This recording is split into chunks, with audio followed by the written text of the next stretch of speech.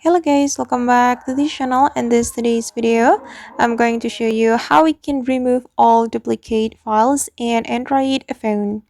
Okay, let's get into it. First thing first, we can go to our file manager or my file application and our Android phone.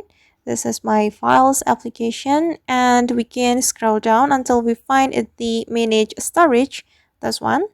Okay, and here, since we want to remove duplicate files, we can click on duplicate files.